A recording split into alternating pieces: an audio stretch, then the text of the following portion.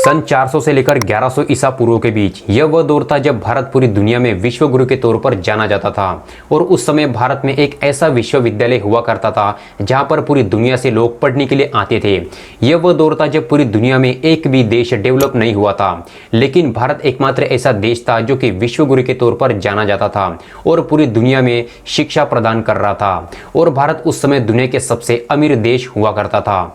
उस वक्त भारत में एक विश्वविद्यालय हुआ करता था जहां पर पूरी दुनिया से लोग पढ़ने के लिए आते थे और उस विश्वविद्यालय का नाम है नालंदा विश्वविद्यालय। दोस्तों, उस दौर में केवल एकमात्र नालंदा ही ऐसा विश्वविद्यालय था जो कि शिक्षा प्रदान कर रहा था। इस विश्वविद्यालय में 3 लाख से भी ज्यादा किताबें मौजूद थी और यह एक विशाल विश्वविद्यालय हुआ करता था। दोस्तों, नालंदा विश्वविद्यालय ने कई साइंटिस्ट भी दिए और सबसे मशहूर साइंटिस्ट का नाम है आर्यभट्ट, जिन्होंने शून्य की खोज की थी। इन्होंने भी नालंदा से ही पढ़ाई की थी। आखिर इतना सब कुछ होने के बाद भी इस विश्वविद्यालय को सन 1193 में क्यों खत्म कर दिया गया?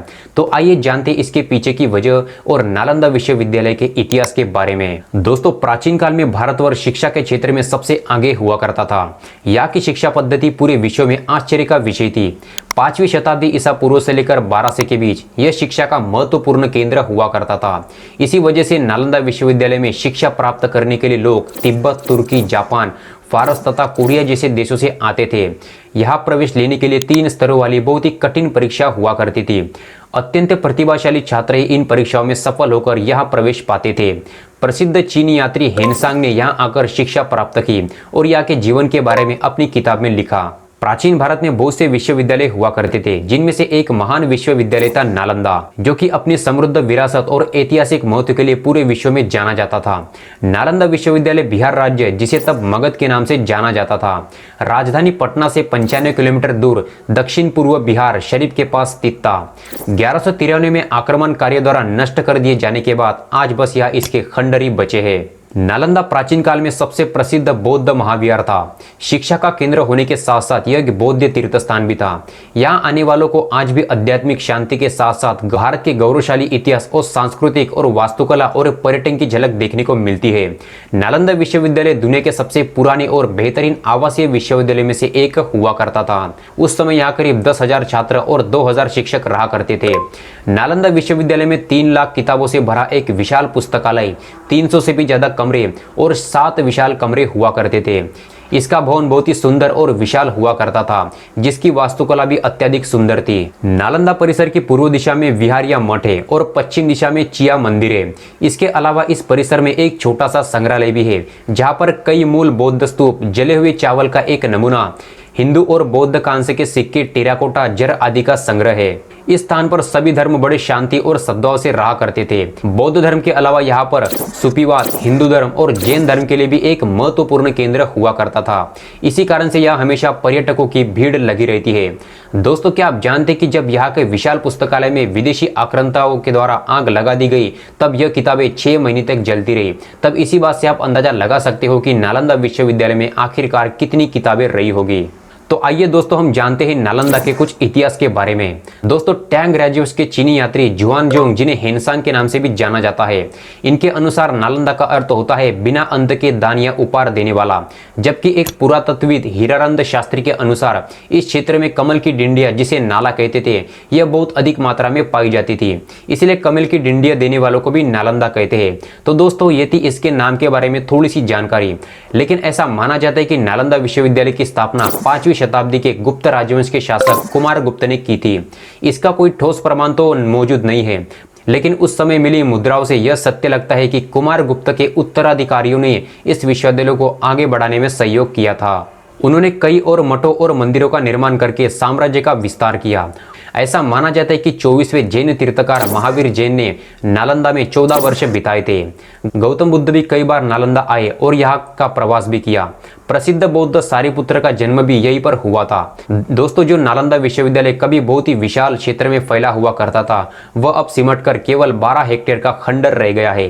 नालंदा में सभी तरह के विषय पढ़ाए जाते थे, जिन्हें पढ़ने के लिए लोग कोरिया, जापान, चीन, तिब्बत, इंडोनेशिया, फारस, तुर्की और पूरी दुनिया से विद्यार्थी और विद्वान दोनों ही आते थे। दोस्तों चीन का निवासी यीजिंग यहाँ 10 साल रहने के बाद बहुत बड़ी संख्या में किताबें अपने साथ लेकर गया था। इन संस्कृत ग्रंथों की संख्या करीब 400 के आसपास रही होगी। इन किताबों की संख्या से ही महाविद्यालय के पुस्तकालय का विशाल आकार का पता चल जाता है। इस पुस्तकालय का नाम धर्मगंज था। प्राचीन तिब्बती स्रोत के हिसाब से नालंदा के विशाल पुस्तकालय में 3 बड़ी बहुमंजिला इमारतें रत्नसागर, रत्नोदती और रत्नरंजिका हुआ करती थी, जिनमें से पहली मंजिल थी रत्नोदती, जो कि 9 मंजिला ऊंची थी और इसमें कई पांडुलिपियों को रखा गया था। नालंदा में मौजूद किताबों की संख्या सटीक रूप से तो नहीं पता, लेकिन अनुमान के हिसाब से इनकी संख्या लाखों में मानी जाती है। दोस्तों इस पुस्तकालय में न केवल धार्मिक पांडुलिपियां बल्कि व्याकरण, तर्क, साहित्य, ज्योतिष्य, खगोल और विज्ञान और चिकित्सा जैसे विषयों पर अनेक ग्रंथ भी मौजूद थे। दोस्तों इस विश्वविद्यालय पर 3 बार आक्रमण किए गए, जिसके बाद 2 बार इसे उस समय के राज्य करने वाले राजाओं ने फिर से बनवा दिया। लेकिन जब तीसरी बार हमला हुआ, जो कि अब तक का सबसे बड़ा और विनाशकारी हमला था, और इस हमले के बाद नालंदा विश्वविद्यालय कभी भी पुनर्जीवित नहीं हो सका। दोस्तों इस हमले ने यहाँ के पुस्तकालय को काफी सारी किताबों और दुर्लभ ग्रंथ जला दिए गए थे। माना जाता है कि इस विश्वविद्यालय के विनाश से ही भारत में बौद्ध धर्म का भी पतन होना शुरू हो गया। आइए दोस्तों जानते कि नालंदा विश्वविद्यालय पर पहला, दूसरा और तीसरा हमला कब हुआ था। दोस्तों इस विश्वविद्यालय पर पहला हमला सम्राट स्कंदगुप्त के समय 455 में हुआ था।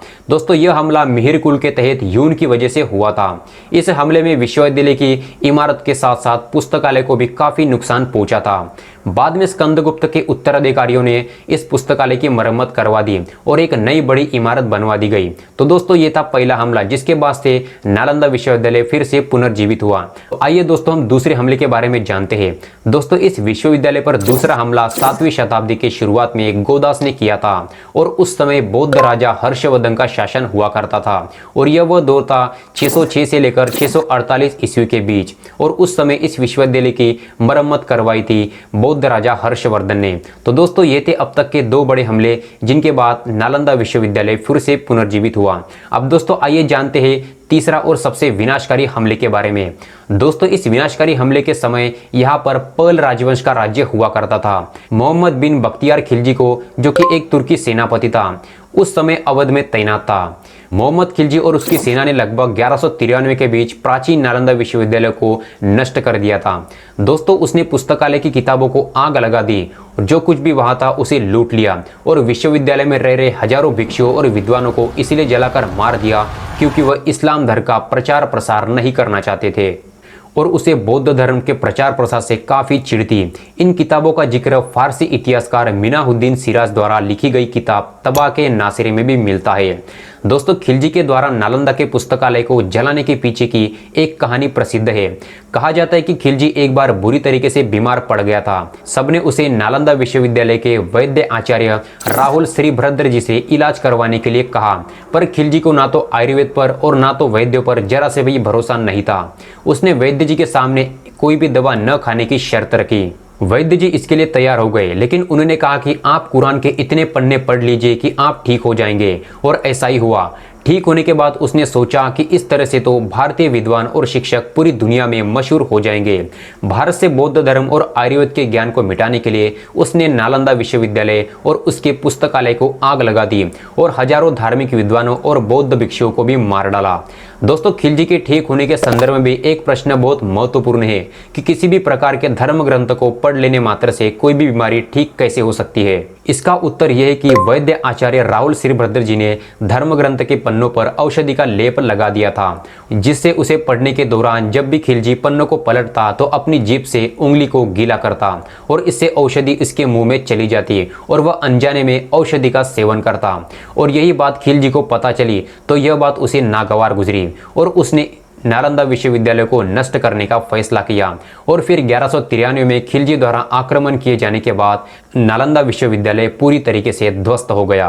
तो दोस्तों यही थी विश्व भर में प्रसिद्ध नालंदा विश्वविद्यालय की कहानी। भारत प्राचीन काल में सोने की चिड़िया कहलाता था, पर विदेशी आक्रमणकारियों द्वारा सब कुछ लूटकर आज इसकी स्थिति क्या कर दी गई है। दोस्तों क्या आपने कभी सोचा है कि अगर ये विश्वविद्यालय अभी भी सही हालत में होता तो बिहार का शिक्षा के क्षेत्र में आज क्या स्थान होता। सोचिए दोस्तों, भारत आज फिर से विश्व गुरु बन चुका होता। दोस्तों, अगर आप भी अपने गौरवशाली इतिहास की एक झलक देखना चाहते हो तो नालंदा विश्वविद्यालय में एक बार जरूर जाए। और दोस्तों, वीडियो में दी गई जानकारी आपको अच्छी लगी हो तो इस वीडियो को लाइक जरूर कीजिएगा और इसी तरह के वीडियोस देखने के लिए मेरे यूट्यूब चैनल को सब्सक्राइब जरूर कीजिएगा।